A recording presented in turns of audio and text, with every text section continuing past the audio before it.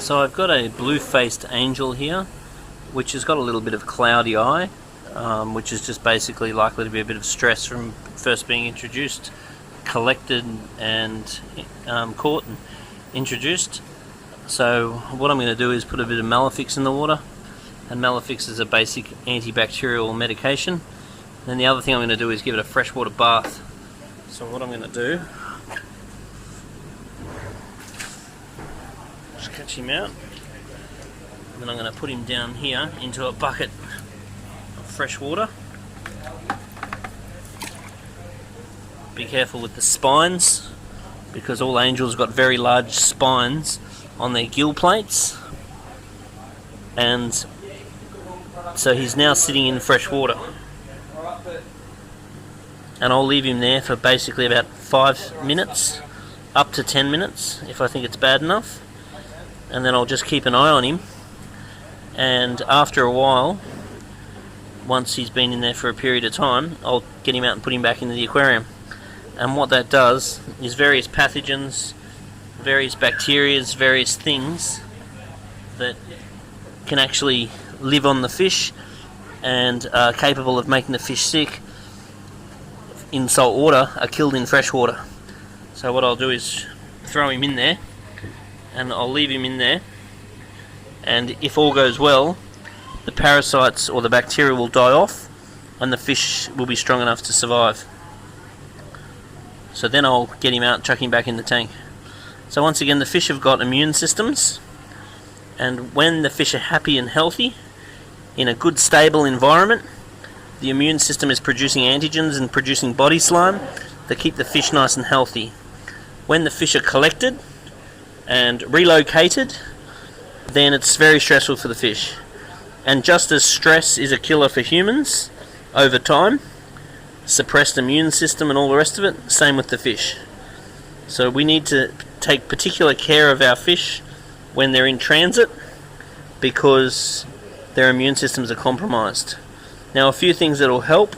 One is hiding places for the fish, which in a retail store is not really an option because we need to sell them, so people need to see them. But in a home aquarium, making sure there's nice big caves where the fish can duck away and hide, that will lower the fish's stress level. The other thing that helps too is lower salinity. This tank does have sharks and rays in it, so the salinity in this tank is typically higher than I would normally put new angelfish in.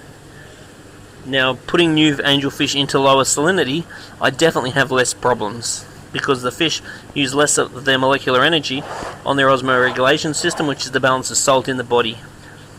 So I am giving the fish a freshwater dip and hoping to kill off any parasites or bacteria that could be on the animal. So just as you can do freshwater dips in saltwater, you can also do saltwater dips in freshwater for freshwater fish. It works exactly the same. So the small organisms, the small bacteria, the small parasites and so forth are very vulnerable to the different salinities, so therefore more likely to be killed than the animal itself.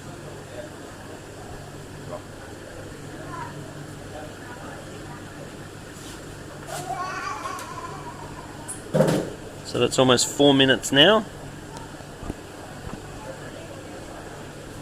So we've got a nice big batfish in this tank. This is grown from a tiny little fella.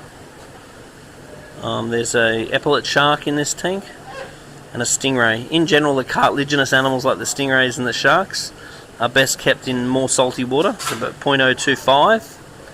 And for the fish, when we're introducing them, we tend to keep them in lower salinity waters like 0.020, because I find that I have less problems with the fish in lower salinity. Then once the fish are well settled in and the fish are happy and their immune systems are up and so forth, then I tend to raise the salinity. So a new aquarium where I don't have any problems and I'm not adding new fish, I tend to run the salinity about 0.025, which is what natural seawater is. So we're coming up to 5 minutes now.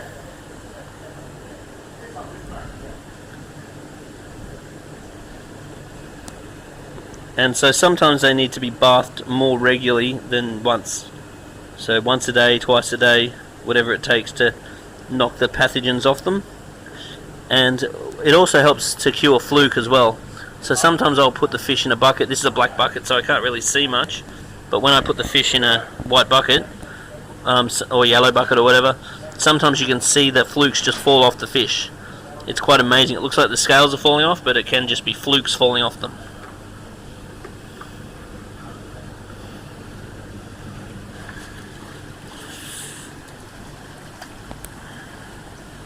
In he goes. So he's been in the water for 5 minutes. So his eyes are cloudy. As you can see, he's totally fine. But we'll just keep him busy. I might start dosing the tank with hydrogen peroxide as well. Hydrogen peroxide is wonderful for this sort of stuff. Actually, even hydrogen peroxide baths are a very good idea. Just don't add hydrogen peroxide with crabs or shrimp.